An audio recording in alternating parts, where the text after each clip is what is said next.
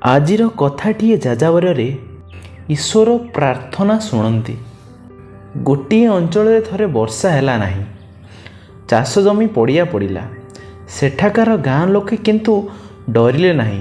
ସେମାନେ ଥିଲେ ଈଶ୍ୱର ବିଶ୍ୱାସୀ ଏବଂ ମନକୁ ମନ କହିଲେ ଯେ ଭଗବାନଙ୍କୁ ପ୍ରାର୍ଥନା କଲେ ସେ ବର୍ଷା କରାଇବେ।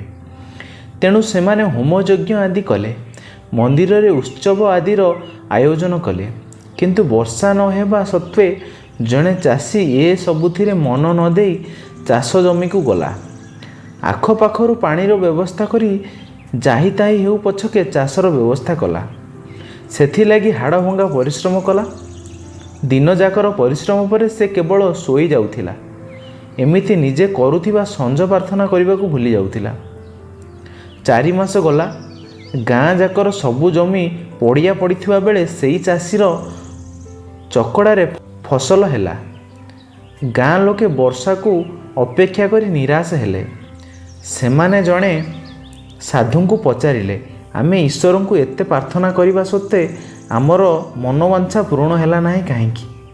ସାଧୁ କହିଲେ, ତୁମେମାନେ କି ପ୍ରାର୍ଥନା କଲ? କେବଳ ପ୍ରଭୁଙ୍କ ନାମ ନେଉଥିଲ ଯାହା। ତୁମେମାନେ ବୃତ୍ତିରେ ଚାଷୀ। ଥରେ ହେଲେ ଚାଷ କରିବାକୁ ଉଦ୍ୟମ କଲ କି? ଉଦ୍ଯୋଗ ମଧ୍ୟ ହେଉଛି ଗୋଟିଏ ପ୍ରକାର ପ୍ରାର୍ଥନା। ତୁମ ଭିତରେ ଉଦ୍ଯୋଗୀ ଚାଷୀ କେବଳ ମାତ୍ର ଜଣେ, ଯାହା ପ୍ରାର୍ଥନା ପ୍ରଭୁ ଶୁଣିଲେ। ପ୍ରଭୁ ପ୍ରାର୍ଥନା ଶୁଣନ୍ତି, କିନ୍ତୁ ପ୍ରାର୍ଥନା ବୋଲି ତୁମେ ଯାହା ବୁଝିଛ ସେ ସେଭଳି ପ୍ରାର୍ଥନା ନୁହେଁ। ପ୍ରଭୁ ସର୍ବଦା ଉଦ୍ଯୋଗୀ ପଛରେ ଛିଡ଼ା ହୋଇଥାନ୍ତି ଏବଂ ତାଙ୍କୁ ଟିକିଏ ଆଗକୁ ଠେଲି ଦିଅନ୍ତି ଏବଂ ସେ ସଫଳ କାମ ହୋଇଯାଏ। କାହାଣୀଟି ଯଦି ପସନ୍ଦ ଆସିଛି ତାହେଲେ ଭିଡ଼ିଓଟିକୁ ଦୟାକରି ଲାଇକ୍ କରିବେ ଆଉ ନୂଆ ଥିଲେ ଚ୍ୟାନେଲକୁ ସବସ୍କ୍ରାଇବ୍ କରିବେ। ଧନ୍ୟବାଦ।